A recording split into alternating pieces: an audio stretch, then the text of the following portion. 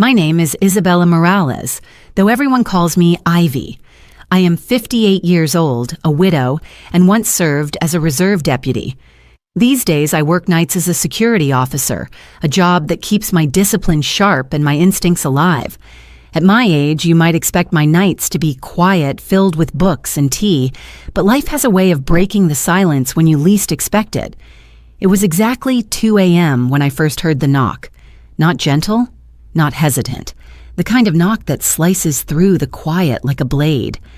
I had just returned from a late shift, still in half of my uniform, my badge resting on the dresser. The house was hushed, the clock ticking steadily in the background, and then, without warning, the pounding began. I froze for a moment, listening. Years of training kicked in. I moved toward the door, my heart steady but alert. When I opened it, the night air rushed in, sharp and cold. There, collapsing against the frame, was my daughter, Layla. Her face was pale, streaked with tears, her hands trembling. The moonlight revealed bruises along her jaw, and her breath came out in shallow gasps. She whispered, barely able to form the words, "Mom." Derek kicked me out of the villa, our $3 million villa, for his mistress. Her voice cracked, and then she fell into my arms. I caught her, feeling the weight of her pain and fear, heavier than her body itself.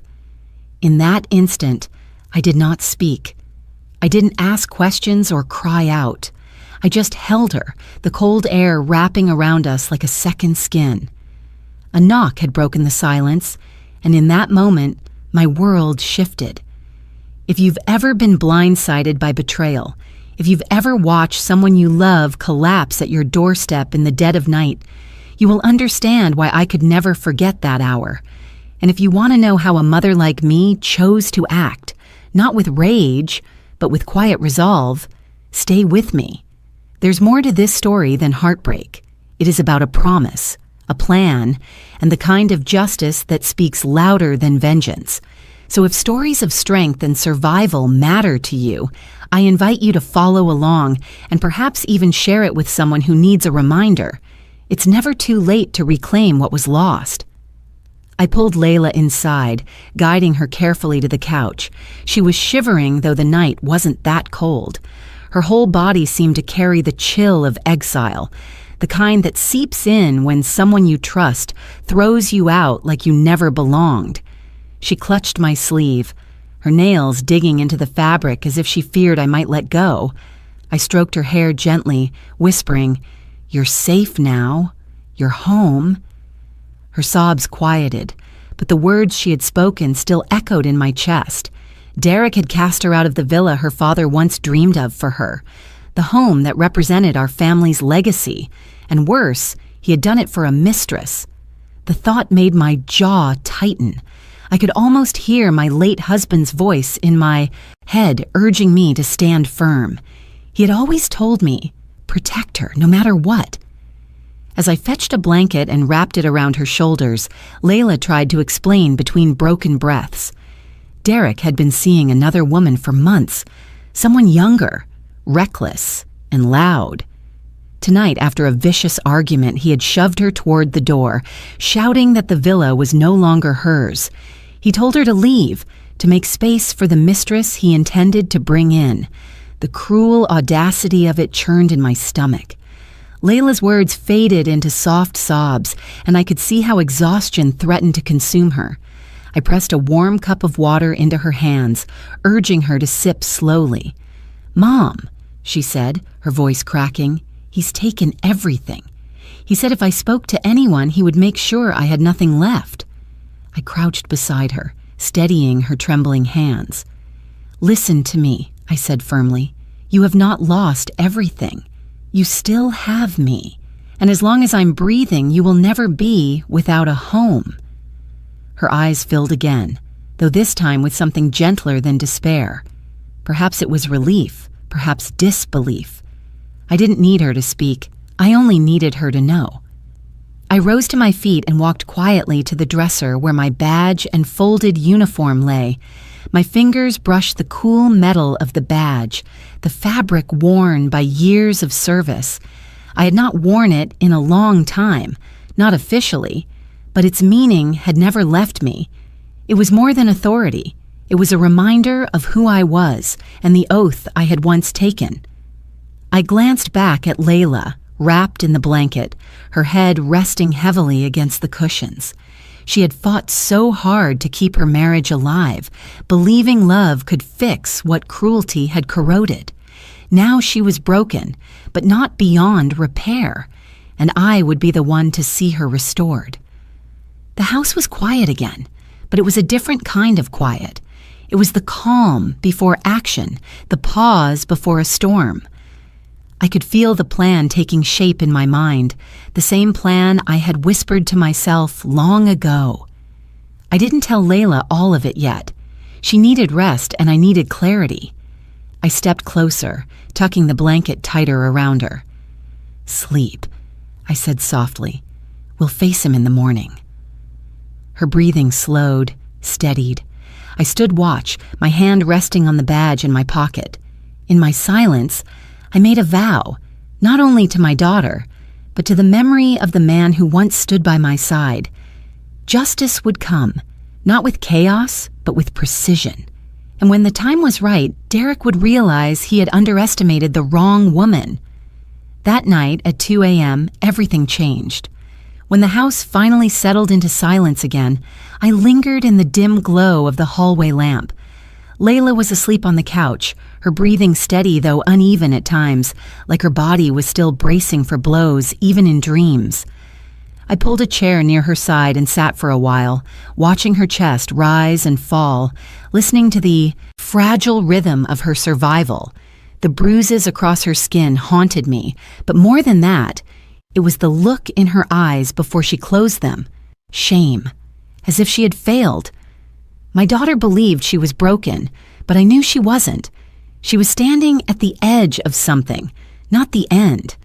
I rose quietly and walked back to my bedroom. On the dresser, where I had left it untouched for months, my uniform waited. The navy blue fabric folded neatly, the polished badge resting above it, the holster empty but familiar. I reached out, running my fingers over the cloth. It smelled faintly of starch and time, of nights I had spent on patrol, of duty that had shaped me long before this battle. I pulled the uniform jacket onto my shoulders. It was snugger than I remembered, the weight pressing into me like an old friend. I looked into the mirror, and for a moment I didn't see a tired widow with strands of silver hair. I saw Deputy Isabella Morales, the woman who once swore to uphold the law, to protect and serve.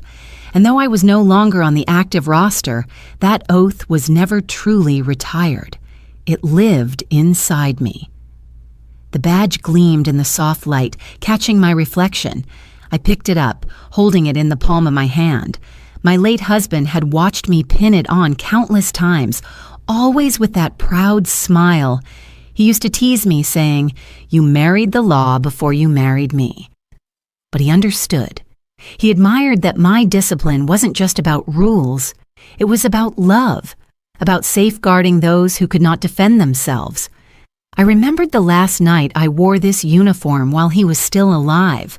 He had come into the bedroom as I buttoned the jacket, leaned against the doorway, and said, "Promise me one thing, Ivy. Promise me you'll never let our daughter stand alone. No matter how far she drifts, no matter what mistakes she makes, stand beside her." I had placed my hand over his, strong and calloused from years of carpentry, and whispered, "I promise." That promise was the last sacred thread between us, the one vow I had carried beyond the grave. Tonight, as I looked at Layla's bruised face in my memory, that vow surged through me like blood itself. I fastened the badge to my chest, the metal cold against my heart. I slid the holster onto my hip and placed my old sidearm inside. It had been cleaned and oiled, though I rarely touched it anymore. I wasn't arming myself for violence. I was reminding myself of who I was, of what I could still do. I paced slowly through the hallway, my boots quiet against the wooden floor. Every photo on the wall seemed to watch me, Pictures of Layla as a child, her laughter frozen in frames, her father's arm draped around both of us. They were witnesses to this moment, to my silent vow renewed. When I stepped back into the living room, I stood over my daughter. She stirred lightly, shifting beneath the blanket. Her lips moved, whispering something inaudible. I knelt and brushed a strand of hair from her forehead. "You are not alone," I whispered, words meant for her ears even if her dreams swallowed them. Then I moved to the dining table and opened the locked drawer where I kept an old folder. Inside were pages I had collected over the years, notes about Derek's suspicious finances, odd discrepancies I had seen but never had enough reason to act upon. At the time, I had told myself it wasn't my fight, that Layla loved him, and I had to respect that. But tonight proved what I had known in my gut all along. He was a parasite, and parasites only stop when cut off from their host. I laid the folder flat, spreading out the documents, receipts, and a USB drive where I had stored fragments of information. My hands moved with precision, each detail falling into place like pieces of a puzzle. My training returned to me with ease. It was no longer a distant memory. It was alive again, guiding me. The clock ticked past 3 a.m. The neighborhood outside was still, only the rustle of leaves breaking the quiet. I stood in the kitchen, poured myself a glass of water, and stared out the window. My reflection in the glass showed the uniformed figure I had been, the figure I had become again. And then I whispered the words that sealed my resolve, the words I had carried for years without speaking. Execute the plan. It wasn't said with anger. It wasn't said with vengeance. It was said with calm certainty, like a soldier receiving orders she already understood. The plan was not chaos. It was order, not rage. It was justice. I returned to the couch and sat once more beside Layla. She stirred faintly, her body curling tighter into the blanket. I rested my hand on her shoulder, steady and protective. Whatever came next, she wouldn't walk through it alone. The night had tested me, but it had also given me clarity. This was not just about reclaiming a villa or punishing a cruel man. It was about fulfilling a promise made to the man I loved, about guarding the daughter who carried his eyes and his spirit. It was about proving that silence in the face of abuse was never the answer. Action was. I leaned back in the chair, eyes heavy but spirit alert, and let the darkness stretch around us. Tomorrow would bring doctors, lawyers, evidence, and battles. But tonight, I had already taken the first step. The uniform was on my back, the badge over my heart, and the oath alive again in my soul. At 2 a.m., my daughter had collapsed in front of me. By 3 a.m., I had risen. By the time dawn threatened the horizon, I was already driving through the empty streets with Layla curled in the passenger seat.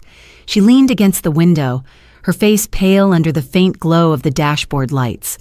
Every bump in the road made her wince, though she tried to hide it.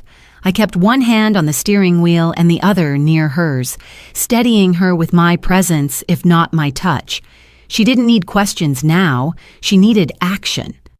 The hospital emergency room was quiet when we arrived, though the smell of antiseptic hung heavy in the air. I parked near the entrance and helped her out of the car. She stumbled, clutching my arm for balance. The fluorescent lights above us hummed as we entered through the automatic doors, the sterile chill of the hospital wrapping around us. Nurses at the desk glanced up, their eyes catching on the bruises across her jaw, the swelling near her ribs, the tear tracks still drying on her cheeks.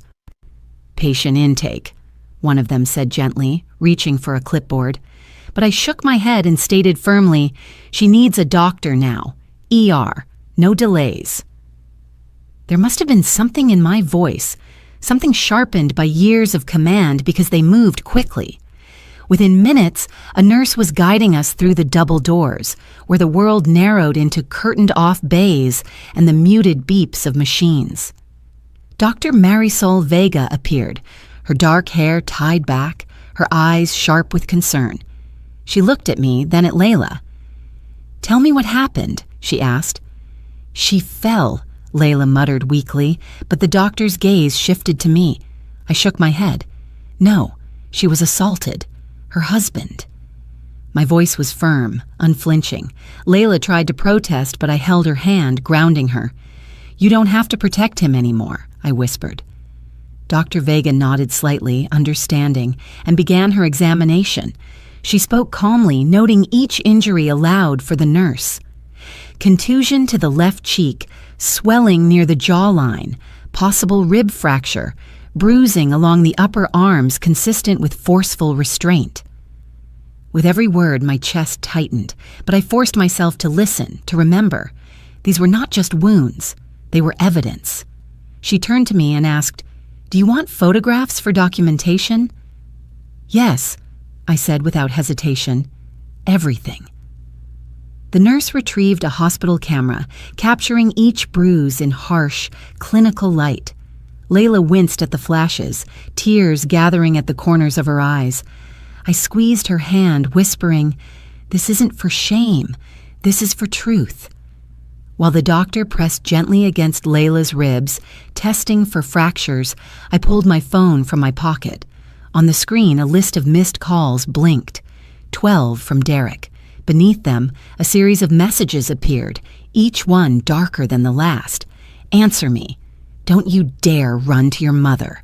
You'll regret this. That house is mine now. Keep quiet or I'll make sure you lose more than just a villa." I felt the cold fury rise inside me, but I pressed the phone to my chest, keeping my face calm. Layla didn't need to see those words yet. What mattered was the record. I forwarded the messages to my secure folder, labeling them alongside the photos the nurse had taken. Dr. Vega stepped back after the examination. "She'll need x-rays to rule out fractures, but she's stable. No internal bleeding as far as I can tell. I'll prescribe something for the pain and swelling, but rest will be crucial, and she should not return to him." "She won't," I said, my voice steel. "Not ever again." Layla looked at me then, her eyes wide, as if she couldn't believe I meant it.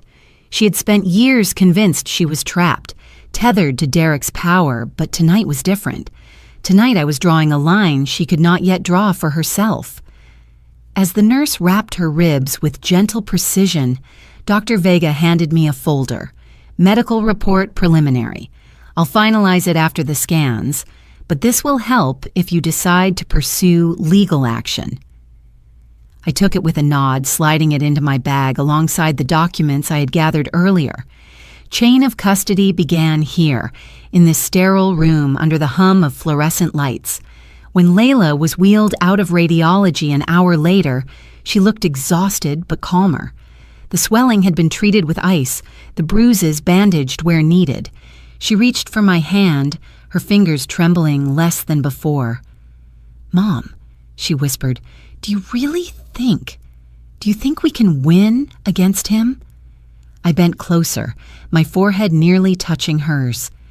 "This isn't about winning, Layla. This is about truth, and the truth has a way of standing even when men like Derek try to bury it."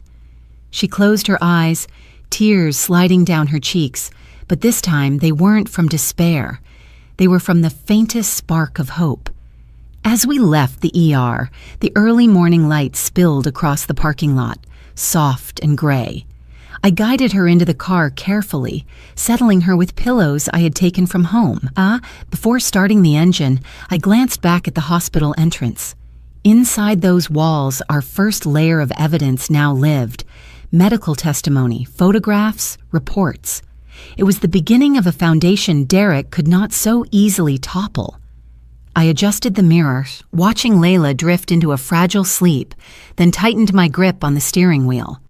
Derek thought he had silenced her at 2 a.m. when he cast her out of that villa. He thought shame and fear would keep her quiet.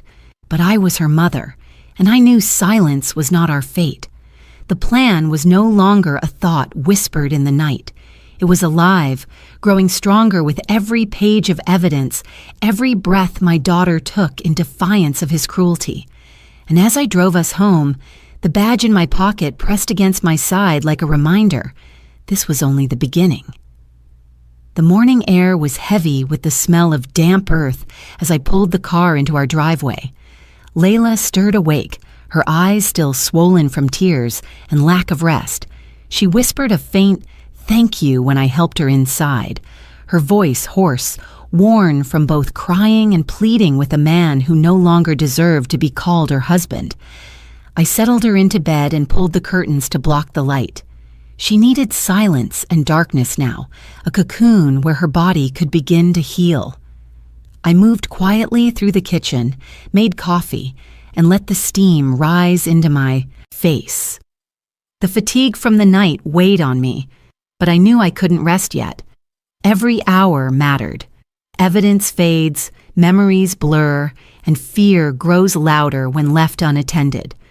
Derek counted on all of that, but I had learned long ago that the truth leaves trails, and sometimes those trails are caught by eyes other than our own.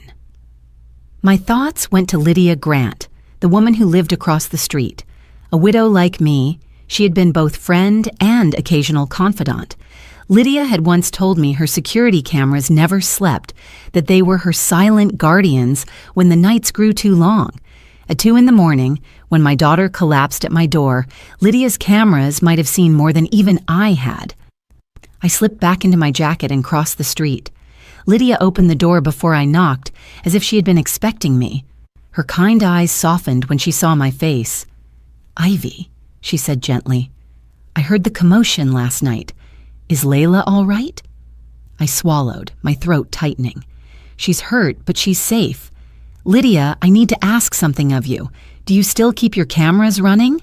She nodded immediately. "Every night, without fail. Do you think they caught something?" "I believe they did," I replied, lowering my voice. "The moment she arrived. I need that footage." Without hesitation, Lydia stepped aside and gestured for me to follow. Her living room was warm and filled with the smell of cinnamon candles. She led me to her desk, where the monitor glowed faintly. With a few keystrokes, she pulled up the feed from the night before. My chest tightened as I watched the clock tick toward 2:01 a.m. On the screen, there it was, my front porch bathed in the dim glow of a street lamp. The figure of my daughter stumbled into frame, her hands pounding weakly against the door. Even through the grainy lens, the desperation was clear. Her body folded in on itself as she cried, her voice carrying faintly through the microphone Lydia had installed along with the camera. "Please, Mom, open the door. He threw me out." The sound hollowed me. Even though I had lived it, even though I had opened that door and held her in my arms, hearing it from the outside pierced me in a way I wasn't prepared for. Lydia pressed a tissue into my hand, and I realized tears had slipped down my cheeks. "This is proof," I said quietly, forcing my voice steady. "Proof she was forced out, proof she had nowhere else to go." Lydia nodded. "I'll export the file for you. Do you want the raw footage or a copy?" "Both," I answered, "the raw file for the chain of custody and a copy to store safely."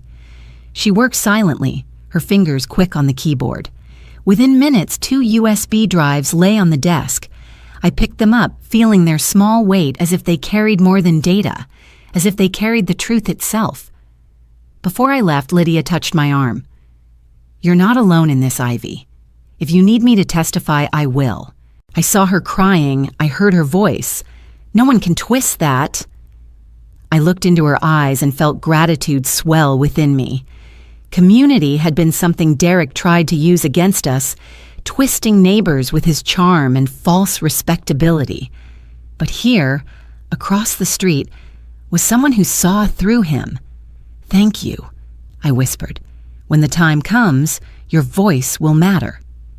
Back home, I slipped quietly into my study. Layla was still sleeping, her face calm at last. I placed one USB drive into a locked box and labeled it with the date and time. The other I added to the folder with the medical report, the photographs, and Derek's threatening messages. The file was growing, each piece another brick in the wall we would build against him. For a moment, I sat at the desk and closed my eyes. I could still hear Layla's cries through Lydia's speakers, still see her pounding fists against my door. But now, those cries were no longer just a mother's memory. They were recorded, preserved, undeniable. When I stood, I felt a new steadiness in my spine. Derek could spread his lies, paint himself as the victim, charm the church, and parade his charity. But truth had a way of breaking masks, and with every piece of evidence, his mask grew thinner. I stepped into Layla's room once more. She stirred, her eyes opening halfway. "Mom," she murmured, "what time is it?" "Morning," I said softly. "You're safe. Sleep a little longer." She closed her eyes again, and I brushed her hair back from her forehead. Outside, the neighborhood stirred awake with the ordinary hum of life. Dogs barking, sprinklers ticking, engines starting. But inside my home, something extraordinary had begun. The fight for justice had taken root, and it was already growing. I returned to the kitchen, poured myself another cup of coffee, and whispered into the quiet, "Step by step, we'll bring him down." By the time Layla finally stirred from her long sleep, the sun was already leaning past noon, painting warm stripes across the living room floor. She blinked awake, her eyes swollen but softer now, as if her body had begun to believe in safety again. I was sitting nearby, a stack of papers and a laptop open in front of me. She shifted under the blanket and whispered, "Mom, you're still up?" "I never left," I said gently. "You needed rest. I needed to prepare." Her gaze flickered toward the files on the table. "Prepare for what?" "For the fight he doesn't know is coming," I answered. I spoke quietly, but my words carried steel. Layla looked down, her fingers twisting the edge of the blanket. Shame still clung to her, though it was not hers to carry. "You don't have to face this alone anymore. I have a plan, and it starts now." She didn't argue, though her eyes brimmed with tears. I reached across the table and touched her hand. "Drink some water, eat a little something, then let me do the work. Justice isn't just decided in a courtroom. It's built, brick by brick, with evidence no one can tear apart." After making sure she was settled with a bowl of soup, I gathered the folder that was growing heavier each hour. The medical report from Dr. Vega, the photos of her bruises, Derek's threatening messages, and now the footage from Lydia's camera. Each piece had its place. Each piece was part of the truth. But truth needed a voice, someone who could weave it into the language of the law. That was when I reached for my phone and dialed a number I had kept for years. "Ethan Cole," came the steady voice on the other end. "Ethan, it's Ivy Morales." There was a pause. "Ivy, it's been a long time. What can I do for you?" I inhaled deeply. "I need your counsel. It's about my daughter and her husband. He's put her out of her own home. There's abuse, fraud, threats. I have evidence. I need to make it airtight." His tone shifted, sharper, more alert. "Bring me everything you've got. I'll clear my schedule." I felt something lift in my chest. Not relief, not yet, but the beginning of it. Ethan had been a fierce attorney in his prime, and though he had slowed down his caseload in recent years, his reputation for integrity and strategy had never faded. He was the one person I trusted to turn this pile of pain into a wall Derek couldn't climb. After ending the call, I returned to the dresser in my room. I pulled open the drawer where my uniform still rested from the night before. I touched the badge again, feeling its weight. This time, I slipped it into my jacket pocket, not for show, not for power, but as a reminder of the authority I once bore and the discipline that still lived within me. When I came back to the table, Layla was watching me, her expression caught between fear and disbelief. "Mom, what are you doing?" "What I was trained to do," I replied. "Gather, record, protect.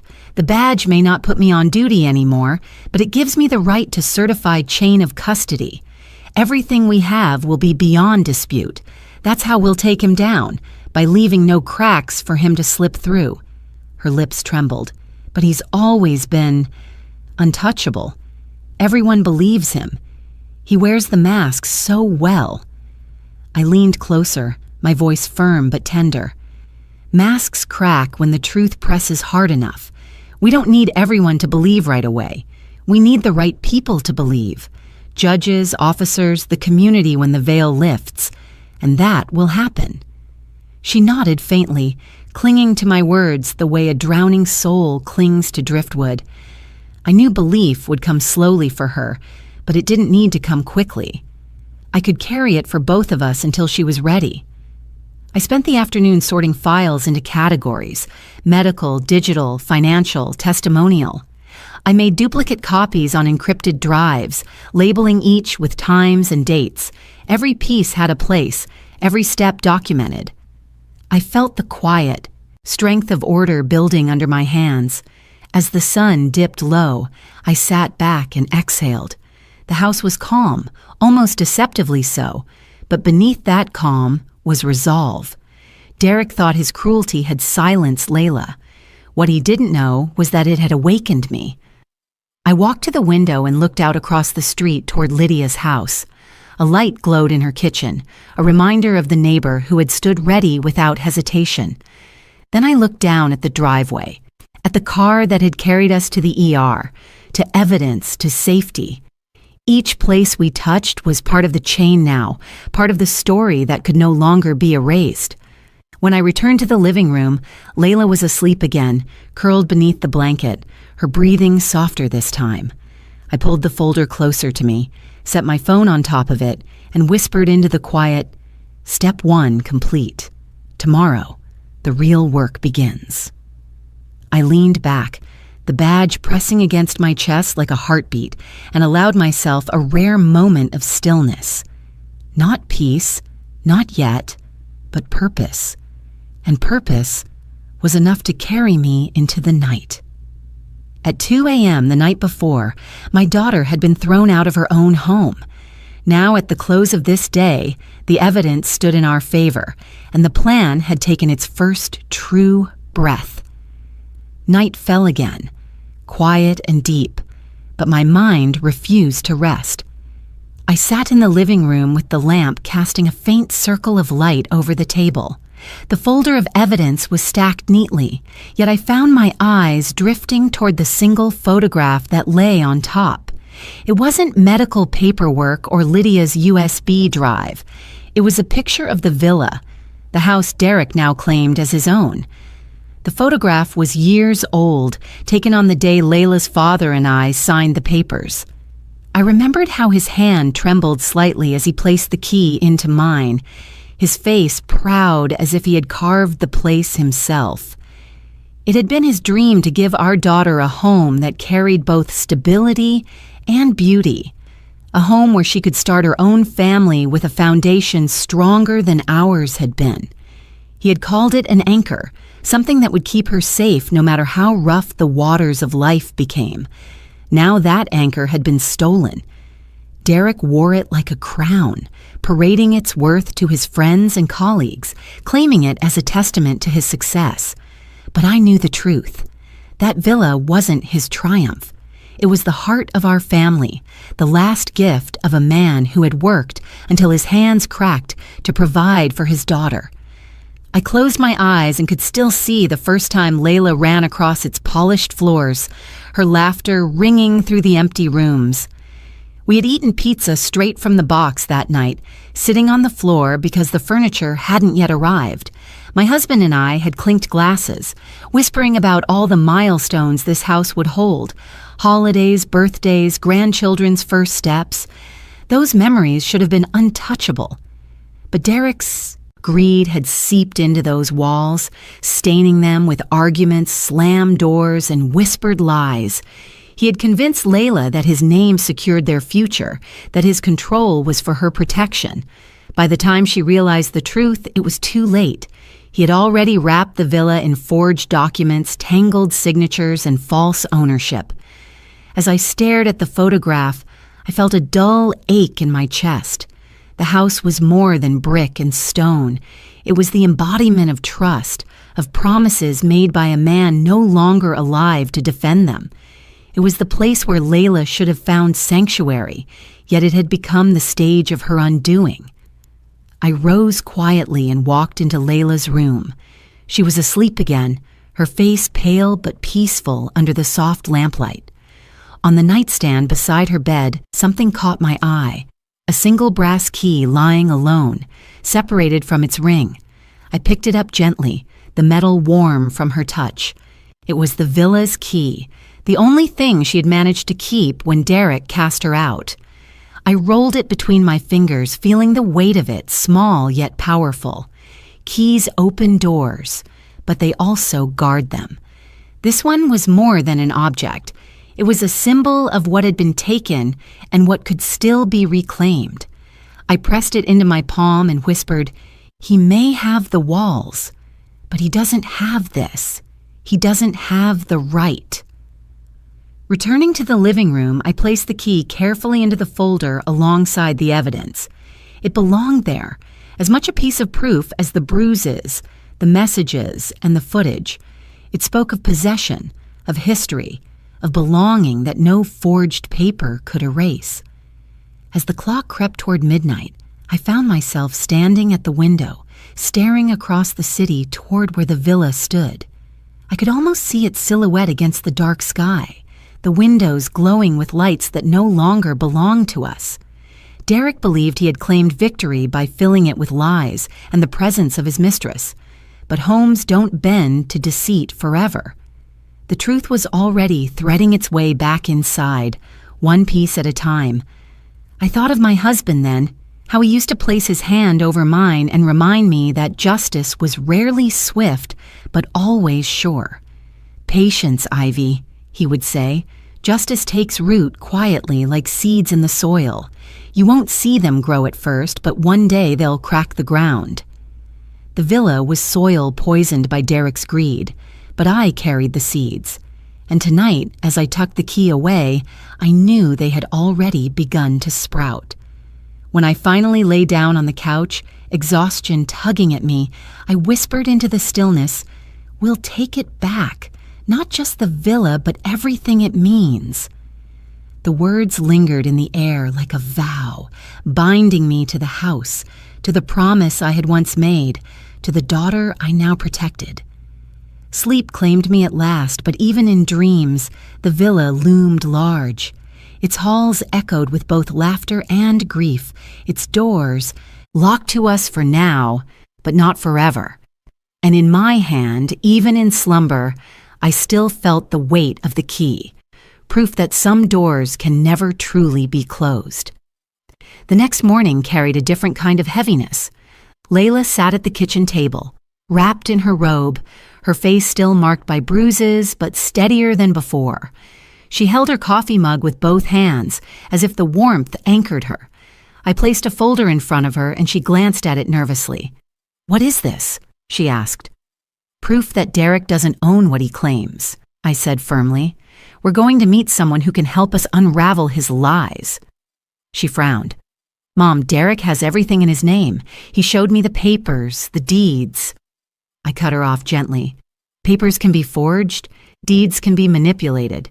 That's why I trust facts, not faces." By late morning, we walked into the county registry office, the air dry with the scent of paper and ink. Behind the counter stood Mr. Patel, a man with kind eyes and a reputation for meticulous work. He'd been there for decades, and if anyone knew the truth behind property records, it was him. "Ivy," he said warmly, adjusting his glasses when he saw me. "It's been years. What brings you here today?" I leaned in slightly, lowering my voice.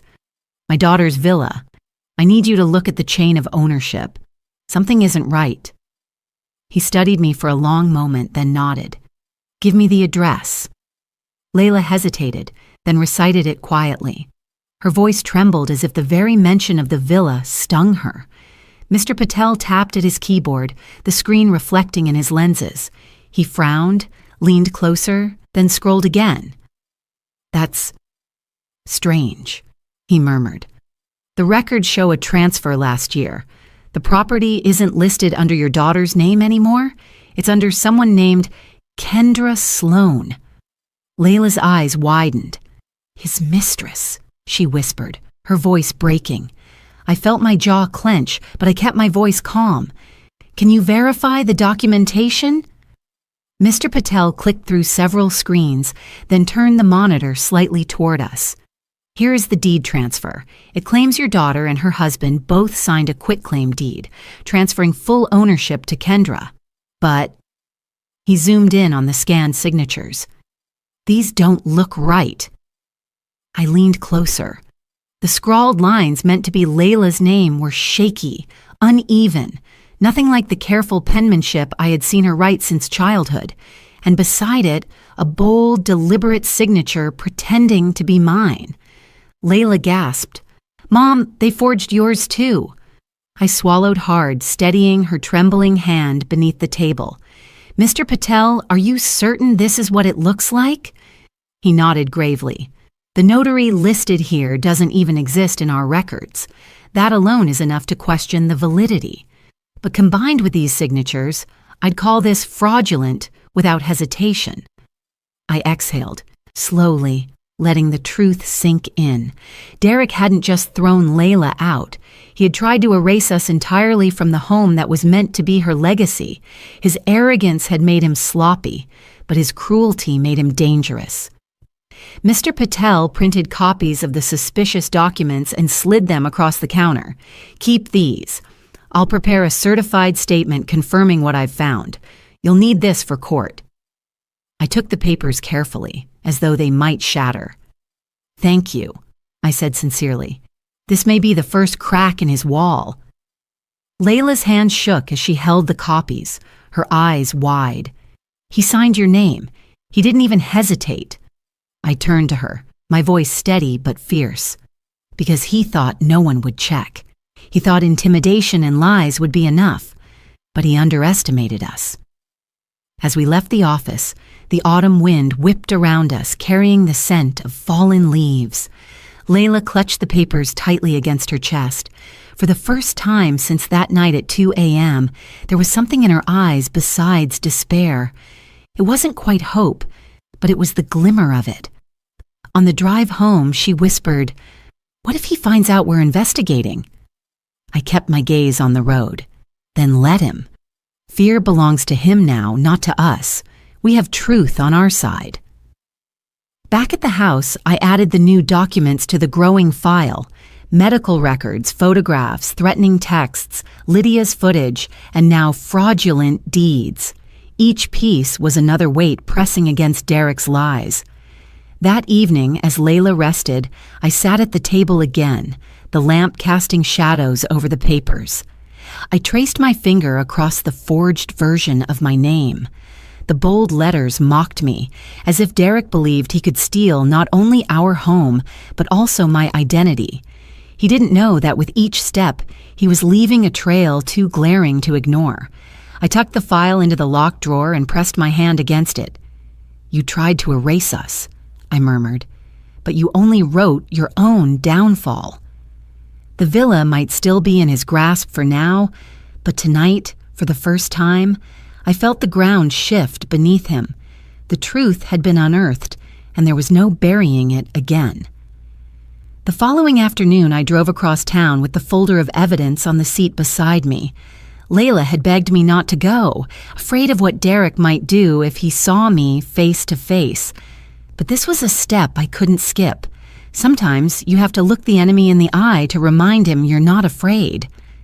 Derek's pawn shop sat on a grimy corner of the boulevard, the kind of place that swallowed up wedding rings, guitars, and desperation. The neon sign flickered faintly, buzzing like an insect as I parked in front. Through the window, I could see two of his men, faces I recognized from neighborhood cookouts, now shadows who followed Derek's orders. I stepped inside, the bell over the door chiming weakly. The smell of dust and old metal clung to the air. Behind the counter, Derek looked up, his tie loosened, his sleeves rolled. His smile was slow and sharp, like a blade sliding from a sheath.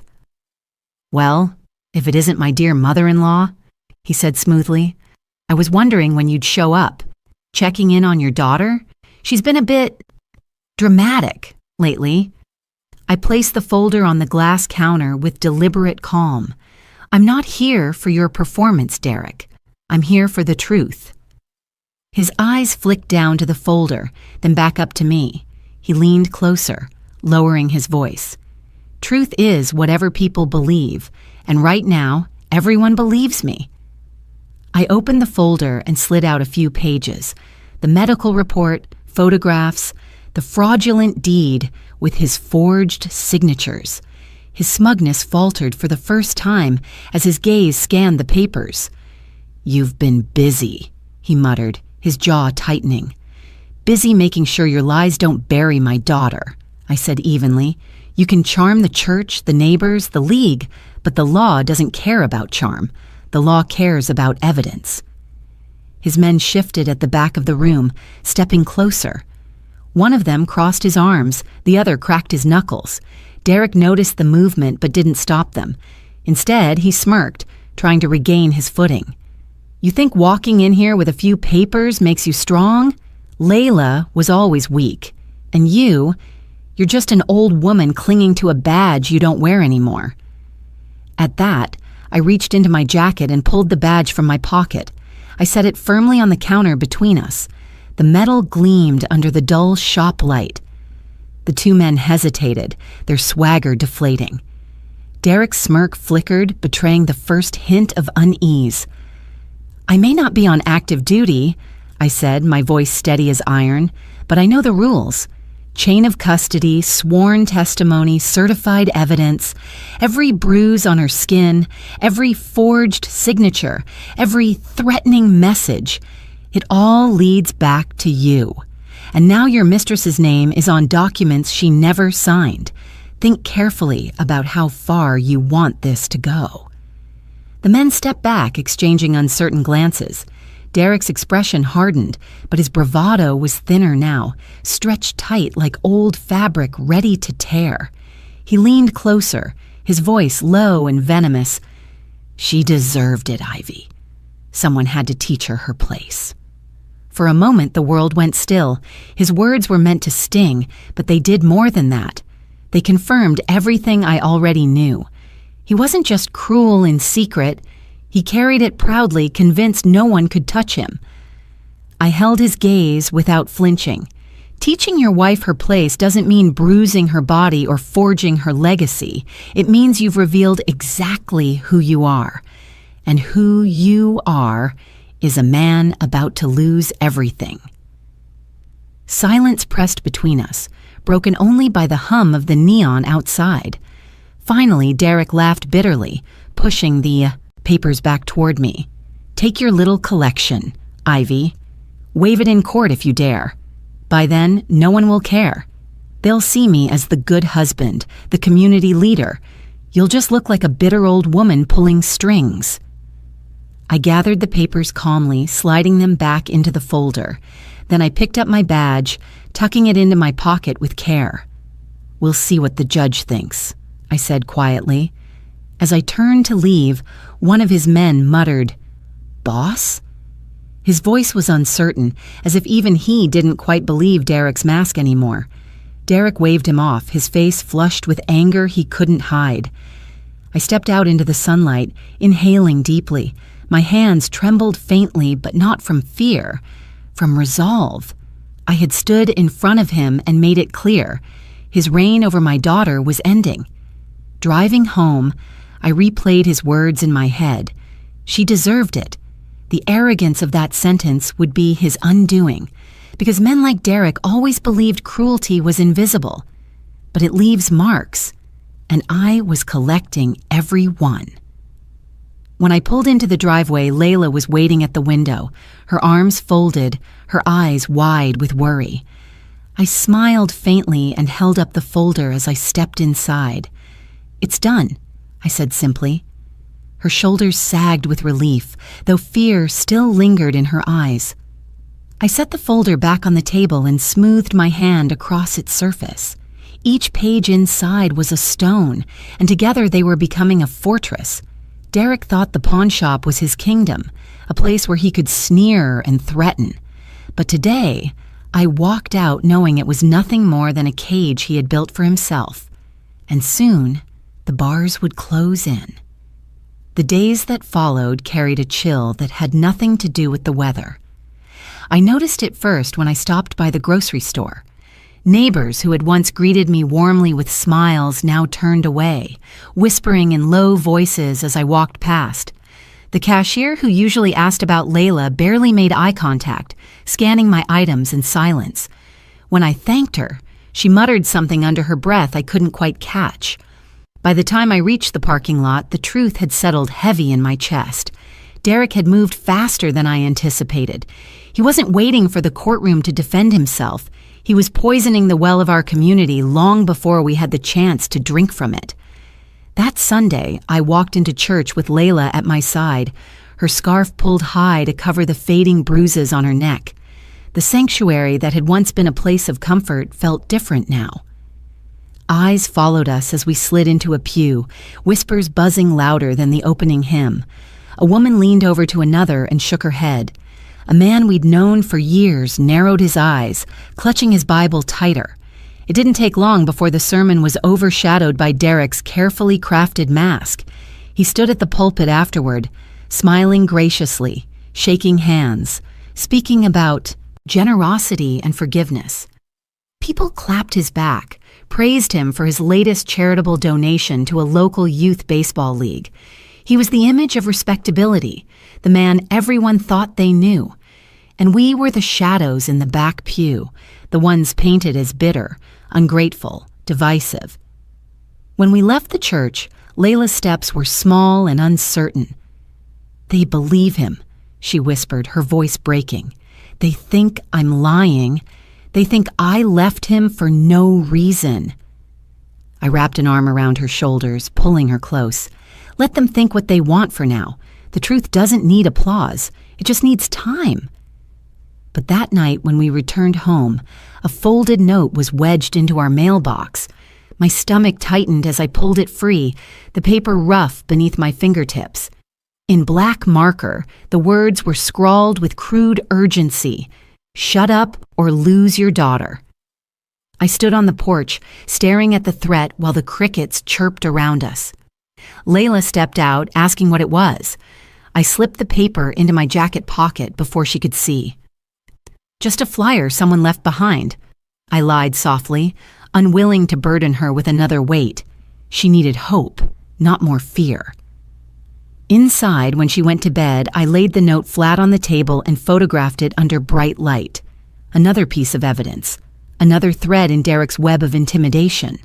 I placed it carefully into the folder, labeling it with the date and time. The next morning, Lydia came by with a basket of muffins, her eyes shadowed with worry. "People are talking," she said quietly, setting the basket down on the counter. "Derek's been telling everyone Layla left him for another man. He's saying you're trying to destroy his reputation because you never liked him. It's spreading fast." I sighed, the words pressing into me like stones. Of course he's twisting it. He knows how to play them. "But I saw the bruises," Lydia said fiercely. "I heard her crying outside your door. I'll tell anyone who asks." I touched her hand gratefully. "And when the time comes, your voice will matter. Right now, let him play his role.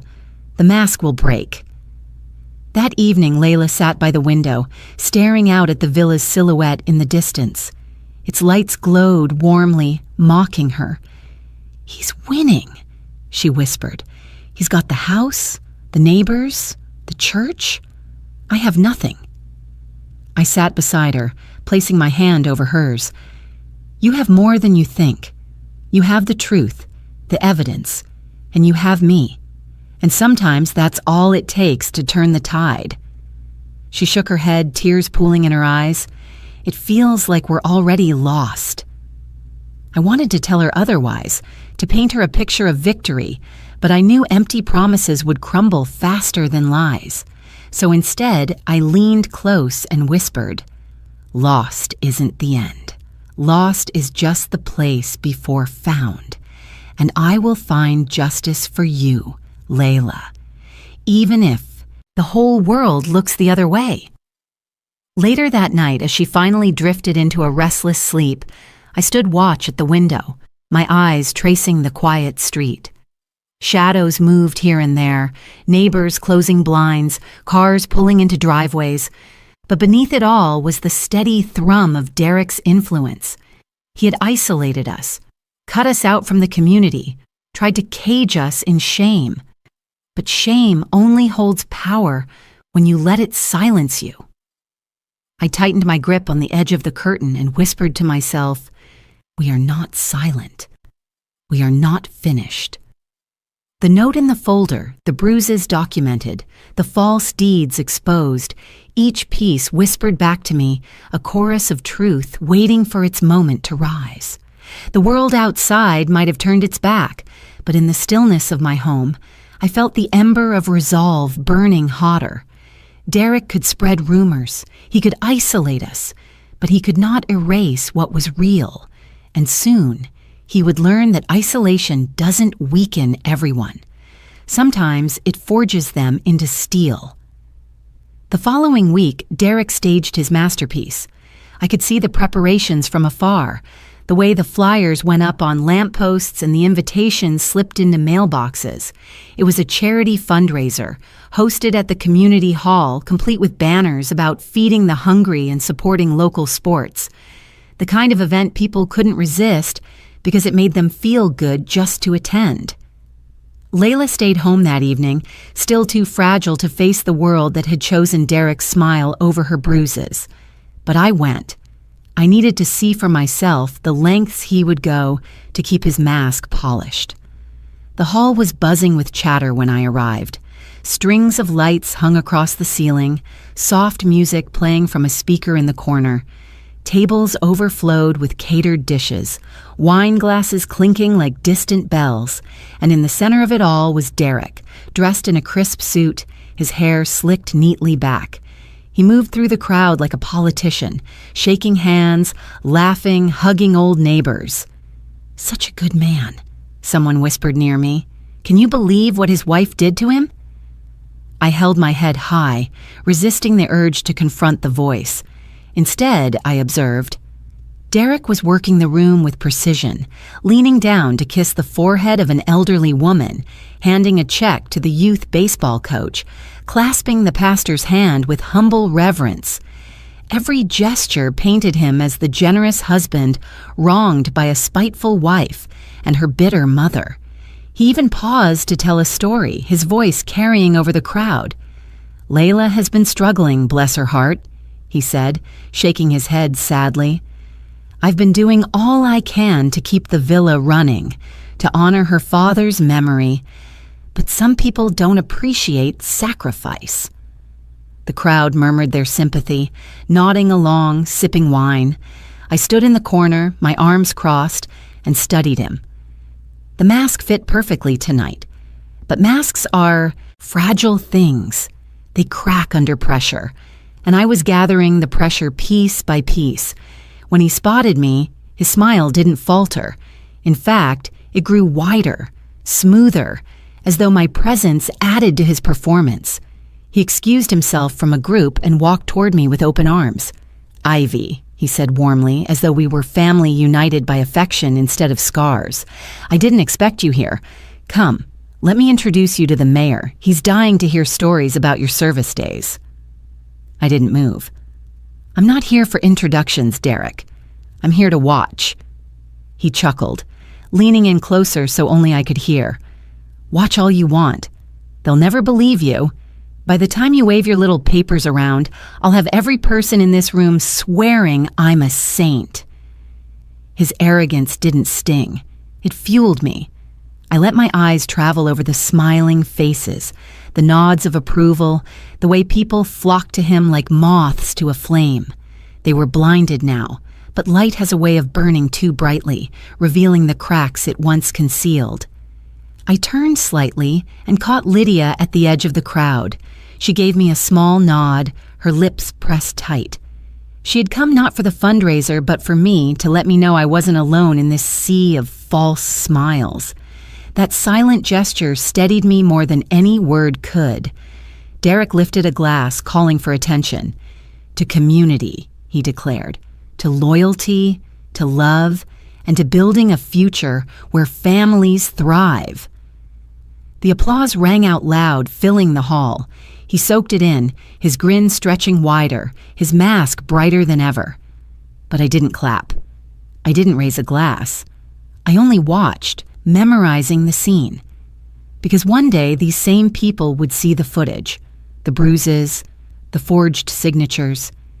They would hear Kendra's testimony, the neighbors' recordings, the doctor's words. And when that day came, their applause would curdle into shame. On my way out, Derek caught my arm lightly, still smiling for the benefit of those nearby. "Careful, Ivy," he murmured through clenched teeth. "Push too hard, and you'll find out just how many people stand with me." I met his gaze, calm and steady. "Careful, Derek. Push too far, and you'll find out how quickly masks fall when the truth catches fire." I slipped free of his grasp and walked into the cool night air. The laughter and clinking glasses echoed behind me, but out here, the stars stretched silently across the sky. I breathed deeply, letting the night clear the stench of falsehood from my lungs. Back at home, Layla was curled on the couch, a blanket pulled tight around her. She looked up anxiously when I came in. "How was it?" she asked. I sat beside her and brushed a hand across her hair. "It was exactly what I expected. He put on a show, and they loved it." Her eyes filled with tears, but I shook my head. "Don't let it break you. The higher he builds his mask, the harder it will shatter. And we'll be there when it does." She leaned into me, and for the first time in days, I felt her weight rest fully against my shoulder, no longer braced for the next blow. I held her close, whispering into her hair, "We are not done. He can play his part, but the truth is patient, and when the time comes, it will roar louder than his applause." Outside, the villa's lights glowed in the distance, a reminder of all we had lost. But as I held my daughter, I knew that lights can lie. What mattered wasn't the shine. It was the foundation. And his foundation was already crumbling. The night air was cool when I stepped into the small bar on the edge of town. It wasn't Derek's usual scene, too quiet, too dim for his brand of performance. That was why I chose it. Kendra Sloan sat at a corner table, her hair swept back, her lipstick smudged from too many drinks and not enough sleep. She looked up when she saw me, her eyes narrowing with suspicion. "What do you want, Ivy?" she asked sharply, crossing her arms. "If Derek finds out we met—" I slid into the chair across from her, calm and steady. "If Derek finds out, he'll do to you what he did to Layla, maybe worse. I think you already know that." Her lips trembled for a second before she smirked, though the expression didn't reach her eyes. "He loves me. He promised." I pulled a folder from my bag and placed it on the table between us. The papers inside shifted under the dim light, crisp and undeniable. "He promised you the villa, didn't he? That's why your name is on the deed. But he didn't tell you the signature was forged. He didn't tell you he broke the law to give you something he could never legally own." Kendra's eyes flickered to the folder, her fingers twitching as if she wanted to reach for it but couldn't bear to touch the truth. "That's not possible. He said Layla signed it over. He said—" I opened the folder and turned the pages toward her. The forged signatures stared back, bold and unmistakable. Next to them was a debt statement, one Derek had taken in her name without her knowledge, stacking bills against the villa as collateral. Her face went pale as she scanned the lines of numbers, the weight of betrayal pressing into her. "He used me," she whispered, the bravado slipping. "He told me we'd build a life together, that the villa was ours." I leaned forward, my voice low but unwavering. "Kendra, you're not the first woman to believe his promises, and you won't be the last if no one stops him. But you have a choice right now. You can keep clinging to his lies, or you can stand with the truth. And the truth is this: If you testify, if you speak up, you'll not only save yourself, but also Layla.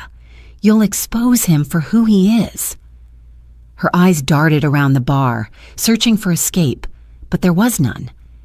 The weight of the papers anchored her, tethered her to the reality she had tried to deny. Her voice cracked when she asked, "And if I don't?" I sat back slowly. "If you don't, Derek will drag you down with him.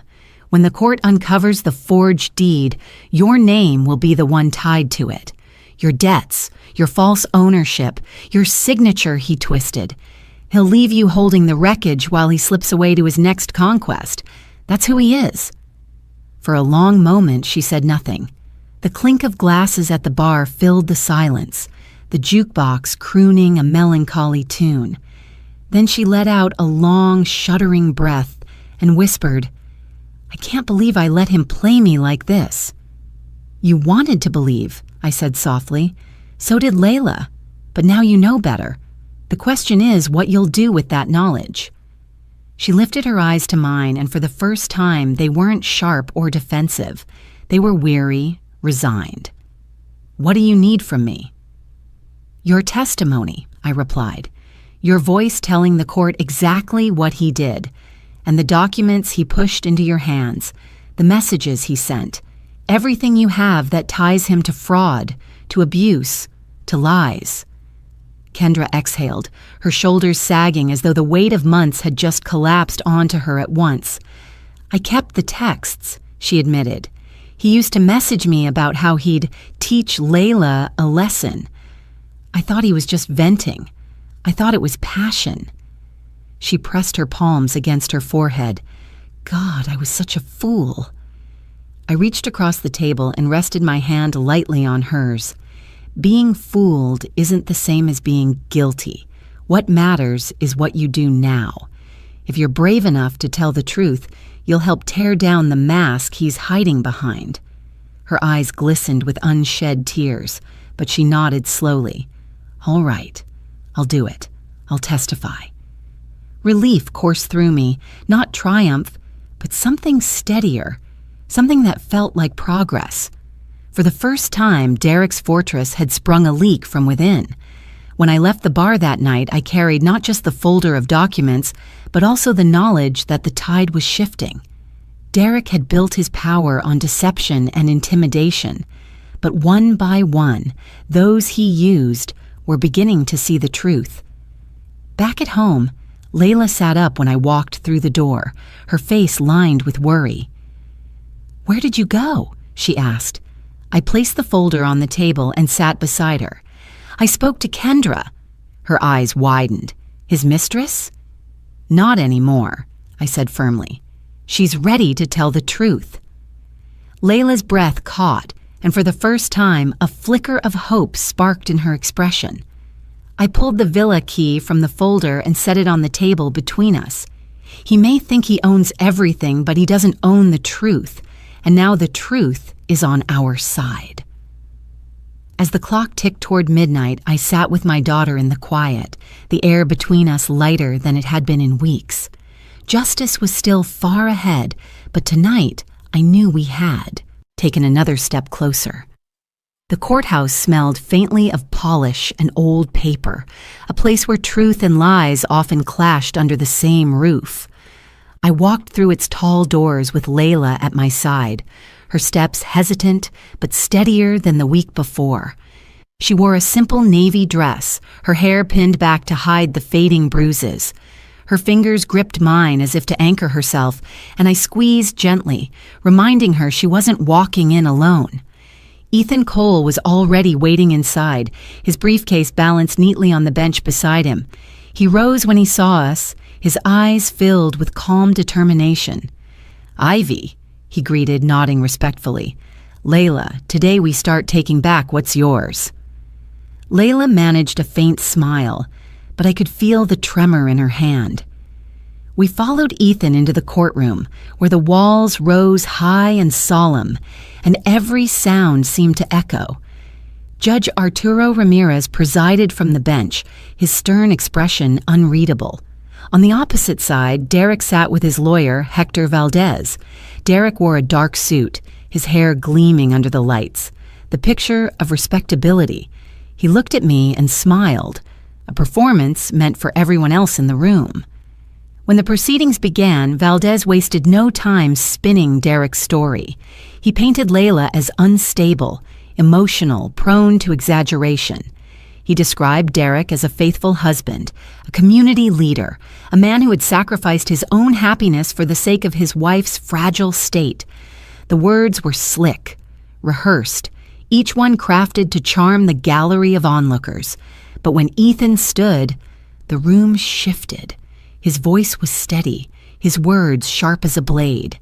He began by laying out the chain of evidence. The medical report signed by Dr. Vega, the photographs of Layla's bruises, the threatening text messages Derek had sent.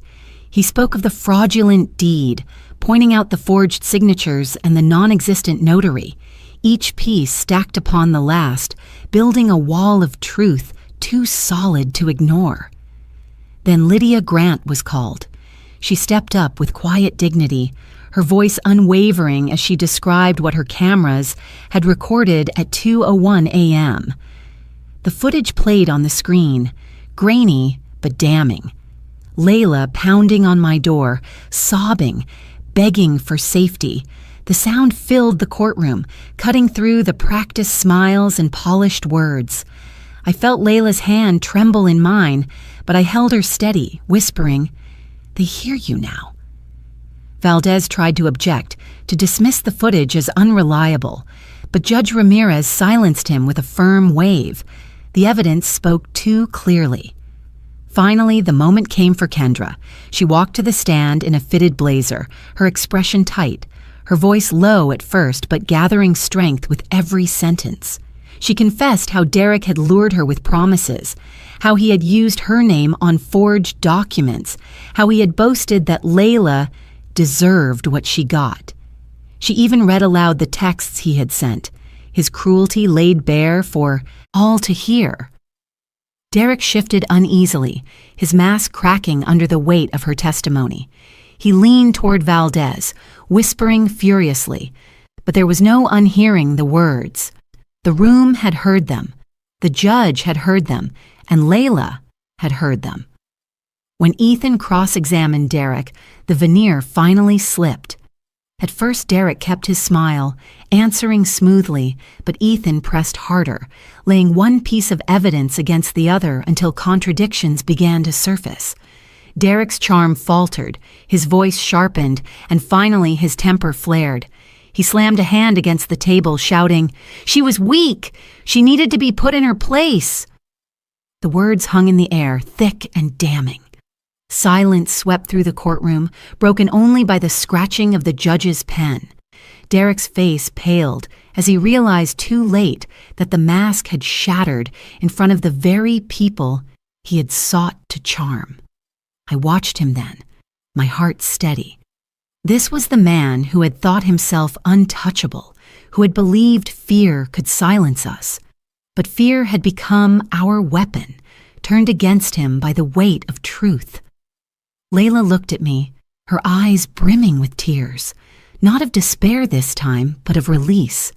"Mom," she whispered, "they see him now." I nodded, my voice barely a murmur.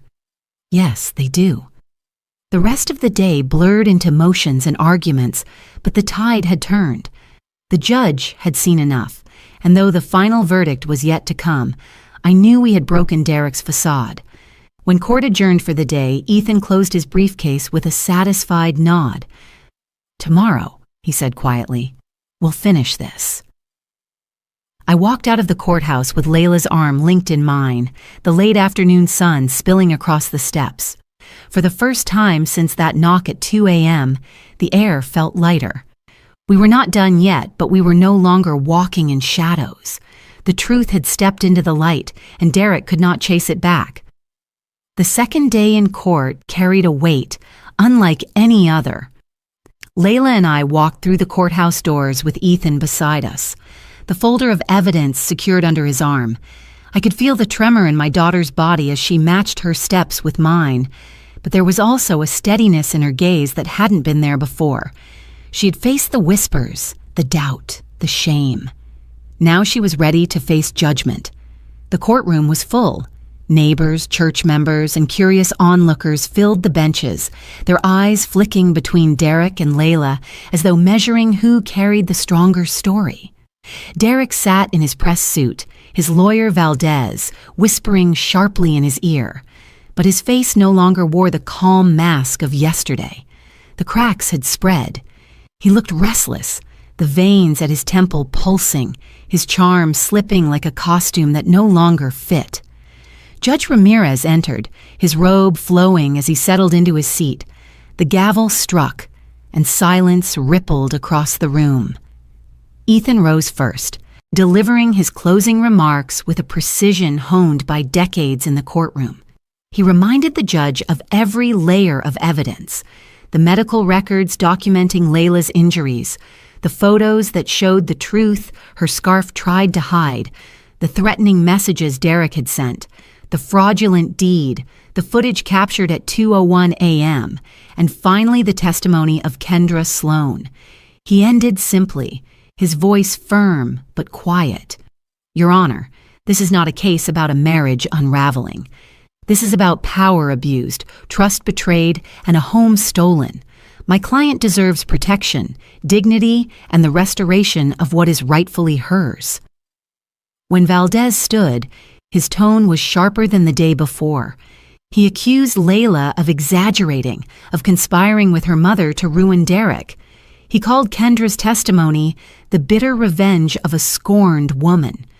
He tried to dismiss the footage, discredit the documents, twist the meaning of the texts.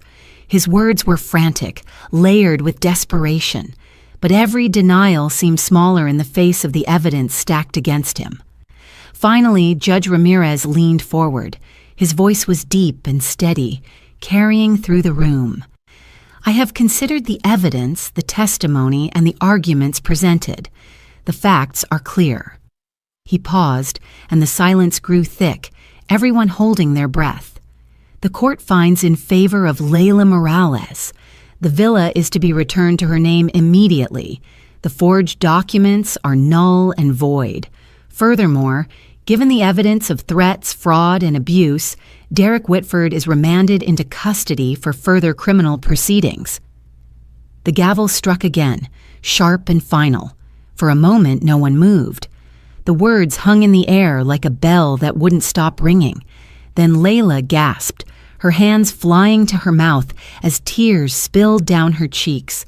She turned to me, her face crumpling with relief. I wrapped my arms around her, holding her tightly as her sobs shook her shoulders. Across the room, Derek leapt to his feet, shouting protests, his face twisted with rage. "This isn't over. You can't do this to me." Officers moved quickly, restraining him as he thrashed, his polished image shattered for all to see. His neighbors, his admirers, the very people he had fooled for so long, watched in stunned silence as the man they thought they knew revealed his true face. Kendra sat in the gallery, her eyes wet but her chin lifted. She met my gaze and gave the smallest nod, as though to say, "We did it." Lydia clasped her hands together, whispering a prayer under her breath. Even Dr. Vega, who had come to hear the verdict, smiled faintly, her eyes soft with vindication. When Derek was finally led out in handcuffs, the murmurs in the courtroom swelled. Some whispered in disbelief, others in shame for having believed him. The mask of respectability he had worn so carefully had collapsed entirely, leaving only the truth behind. I looked at Layla, who still clung to me, her tears wetting my shoulder. "It's over," I whispered, stroking her hair. "He can't hurt you anymore." She pulled back just enough to look at me, her eyes wide and trembling. "Mom, we got the villa back. We actually did it." "Yes," I said softly, brushing a tear from her cheek. "We did." As we walked out of the courthouse, the autumn sun warmed our faces. For the first time in weeks, the air felt different, cleaner, freer, as though the weight pressing down on us had finally lifted. Layla stood a little taller, her hand gripping mine firmly, not out of fear but out of strength. Ethan joined us on the steps, his expression both tired and satisfied. "It's not the end of Derek's legal troubles," he said, "but for you, it's a new beginning. Guard it well." I thanked him quietly, the gratitude too deep for words. Layla turned her face to the sky, the light catching her features in a way that reminded me of her father.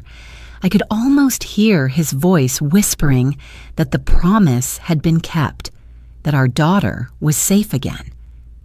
We descended the courthouse steps slowly, the chatter of the crowd buzzing behind us. But none of it mattered anymore. The verdict was ours. The villa was restored, and Derek was no longer free to torment us. As we reached the bottom, Layla slipped her arm through mine and whispered, "Let's go home, Mom." I nodded, my heart swelling with both relief and resolve. Home was waiting, and this time, no one would take it from us. The villa stood quiet when we pulled into the driveway that evening. The late sun spilled golden light across its white walls, the shutters glowing like embers after a storm. For a long moment, Layla didn't move. She sat in the passenger seat staring at the house that had once been hers, that had been twisted into a prison and now restored by the gavel of justice. Her hands shook slightly, her breath uneven. I turned off the engine and placed the small brass key into her palm. The same key she had clutched the night Derek threw her out. The same key she had carried like a fragment of hope when everything else was stripped away. "It's yours," I whispered. Layla stared down at it as though it were both treasure and burden. Her lips parted, but no words came. She closed her fingers around it slowly, the metal pressing into her skin, grounding her. "Come on," I said gently, stepping out of the car. We walked together up the path, the gravel crunching softly under our shoes. The front door loomed ahead, tall and familiar. Layla paused at the threshold, her shoulders rising and falling with shallow breaths. Her eyes brimmed with tears. "I can't," she murmured. "I don't know if I can do this."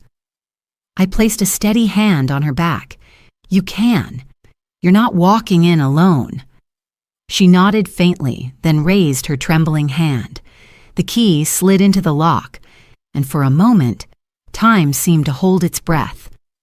Then the door clicked open with the softest sound, a sound that carried the weight of years, of battles fought and promises kept.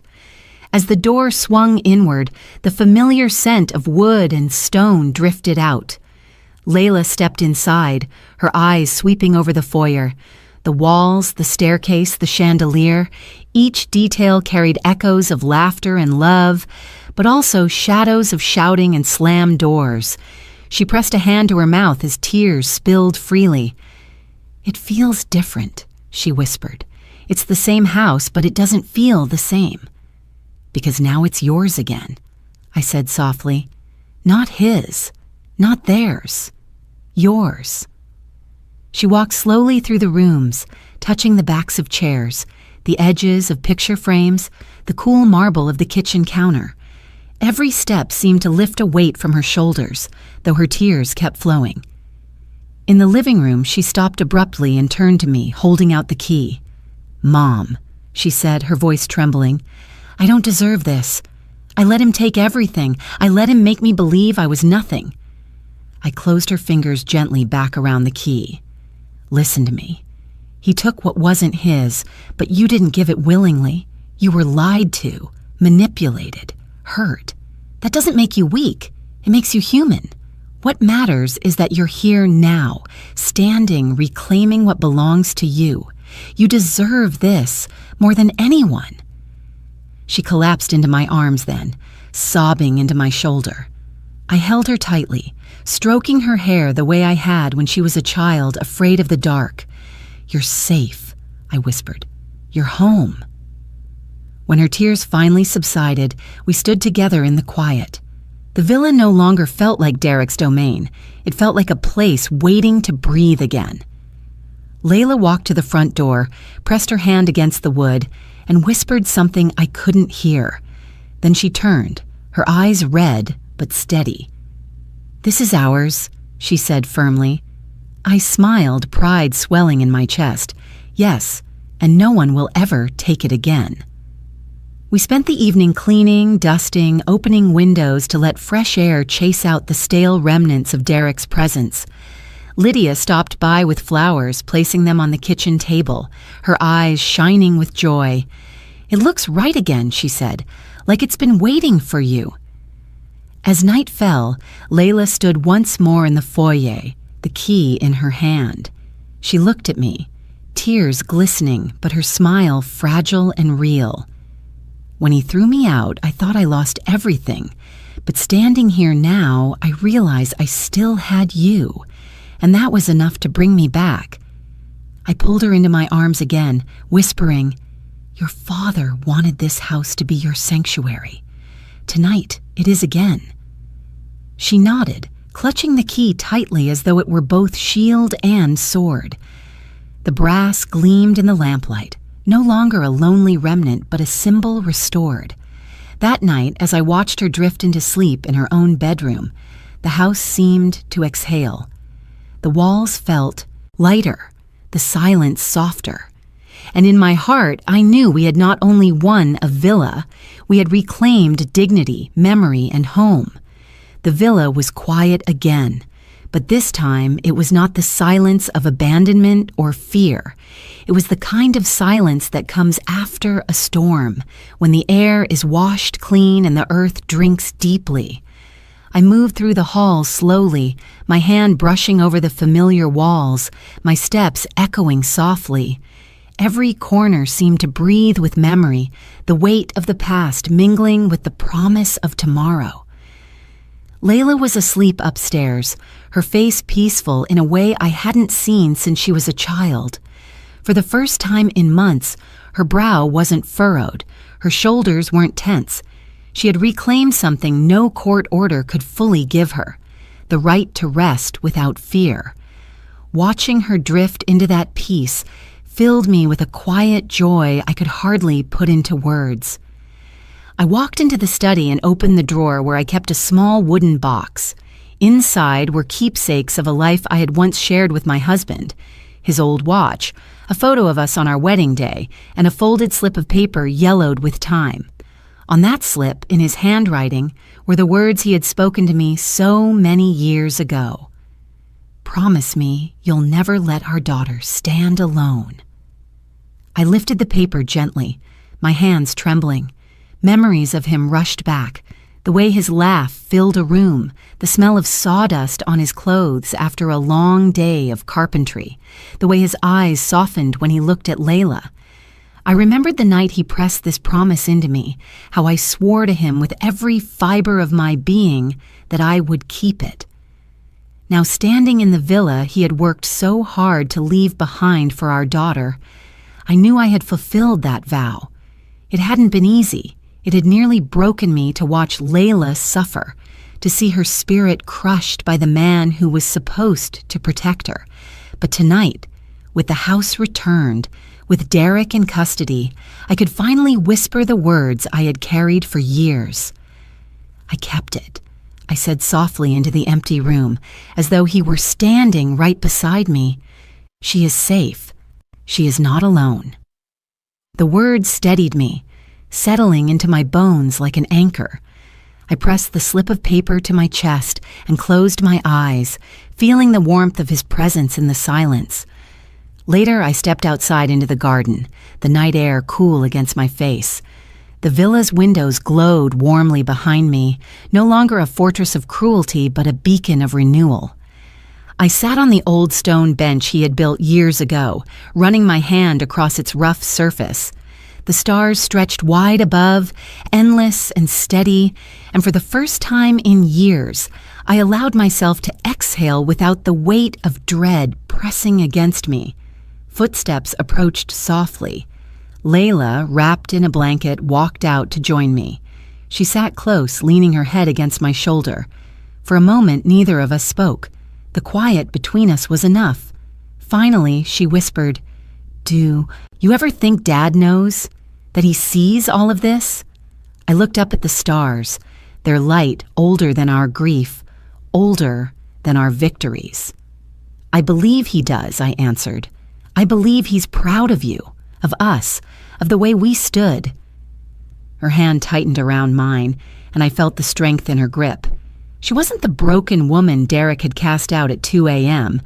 She was someone new, wounded but healing, fragile, yet stronger than she had ever realized. She turned to me, her eyes glistening. You never gave up on me, even when I had given up on myself. I kissed her forehead softly. That's what love is, Layla. That's what family is. And your father's promise lives in both of us now. The night deepened, crickets singing softly in the grass. We sat there until the chill settled into our bones, then rose together and went back inside. I watched her climb the stairs, pausing halfway to look back at me with a small smile. I think I'm finally ready to live here again, she said. Those words pierced me with both relief and gratitude. Then this house is truly home again, I replied. When I finally lay down in my own bed, I held the slip of paper one last time before placing it back into the box. My husband's words no longer felt like a burden or a test. They felt like a circle finally closed. I whispered into the dark, I kept it. She is safe. And with that, I allowed myself to sleep.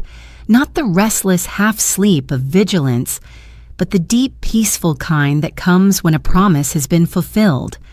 That night, I woke suddenly, not to pounding fists on the door or the sound of shattering glass, but to silence. I sat up in bed, blinking in the dark, the red digits of the clock glowing 2:00 a.m., the same hour that had once marked the collapse of my daughter's world. My breath caught as I listened. No knock, no desperate voice. Only the steady hum of the refrigerator in the kitchen and the faint rustle of leaves against the window.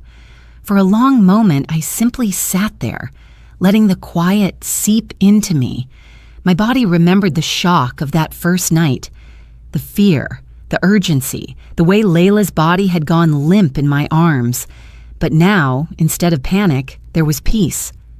I rose from the bed and moved softly through the house, my bare feet gliding over the cool floorboards. I stopped by Layla's door and pushed it open just enough to see her. She was curled beneath the covers, her breathing slow and steady. The moonlight spilled across her face, illuminating skin no longer shadowed by fresh bruises. She looked younger in her sleep, almost like the girl she had once been, unburdened by betrayal. Leaning against the door frame, I let myself watch her for a while. A mother always knows the difference between a child sleeping in fear and a child sleeping in safety. Tonight, she slept in safety. That was enough. I padded down the hallway to the kitchen, poured myself a glass of water, and sat at the table where our folder of evidence still rested. The papers were neat and secure, their job nearly done. They had carried us through the battle brick by brick until the truth became undeniable. I ran my hand over the folder, then closed it firmly. For the first time, I felt I could put it away without fear that silence would erase what we had built. The villa felt different now. It was no longer Derek's trophy or his weapon. It was ours again, breathing softly like a house relieved to be lived in, with love instead of control. The shadows along the walls seemed gentler, the silence no longer threatening. I walked into the living room and sank onto the couch, the same place where Layla had collapsed that terrible night. I could almost see the ghost of that moment, the way she had whispered about being thrown out, the way she had shivered as I wrapped her in a blanket. But that ghost faded quickly, replaced by the memory of her standing in the foyer with the key in her hand, claiming her home again. Outside, the world was still. The street lamp glowed faintly, and the garden was silver with dew. Somewhere in the distance, a dog barked once, then silence reclaimed the night. It was as if the universe itself was marking the hour, acknowledging the circle that had closed. I leaned back and whispered into the quiet, "We made it through." It wasn't triumph I felt. It was something deeper, a release. The release of a vow fulfilled, a daughter protected, a home restored. The release of knowing that at 2 a.m., when fear once ruled, there was now nothing but peace. I thought of my husband then. I imagined him standing in the garden, smiling faintly, proud of the promise kept. "She's safe," I whispered to him. "She's truly safe." The clock clicked to 2:15. Still no knock, still no collapse. Just silence, tender and unbroken. I closed my eyes and allowed myself to breathe deeply, to trust the quiet rather than fear it. When I finally rose from the couch, I turned off the kitchen light and made my way back to bed. Layla stirred faintly in her room as I passed, murmuring something in her dreams, but her face was calm. I pressed my hand lightly against her doorframe, a small ritual of protection, before retreating to my own room. Sliding under the covers, I felt the kind of tired that doesn't come from exhaustion, but from release. For weeks, I had carried the weight of vigilance, always listening for the next threat, always watching for the next wound. Tonight, at 2 a.m., I carried nothing but gratitude. The villa settled around me, the walls no longer echoing with fear, but with the promise of healing. My eyes drifted shut, and the silence cradled me like an old friend. At 2 a.m., once the hour of despair, I finally found peace. Morning sunlight spilled across the villa's kitchen, warm and golden, painting the countertops in gentle light. For the first time in months, the house felt alive. I awoke to the smell of something faintly sweet and familiar. When I walked down the stairs, I found Layla standing by the stove, humming softly as she stirred a pot. The tune caught me immediately. It was the same lullaby I used to sing to her when she was small, the one my husband had teased me about because I could never quite hold the notes. But Layla loved it. She would curl against me, eyes fluttering shut, her breath slowing in rhythm with the song, and now here she was, singing it back into the air as if pulling a piece of her childhood into the present. I stopped at the doorway, my throat tightening. Her voice was shaky at first, but steadying with every note. She glanced over her shoulder and caught me watching. Instead of stopping, she smiled faintly and kept singing. "Good morning," I managed, my voice thick. "Morning," she said softly.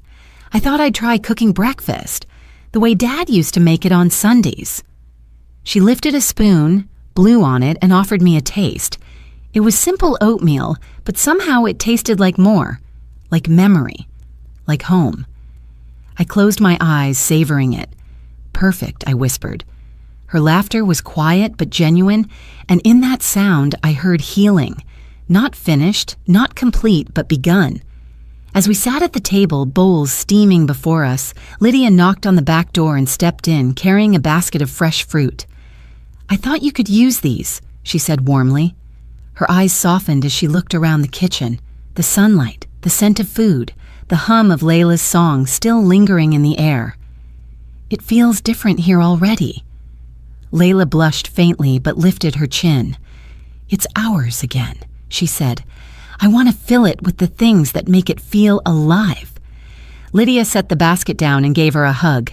"That's the spirit. You've been through the fire, Layla. Now you get to decide what rises from the ashes."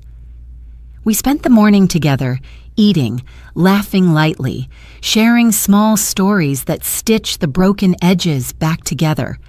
At one point, Layla drifted into another verse of the lullaby, and Lydia joined softly, her voice harmonizing in a way that made the kitchen glow even brighter. I closed my eyes for a moment, tears slipping free, not of sorrow this time, but of release. That song, born of sleepless nights and whispered promises, now floated back into the air as a hymn of return. After Lydia left, Layla and I carried our bowls to the sink. She looked at me, her eyes shining. When he threw me out, I thought I'd lost my voice. I thought I'd never sing again.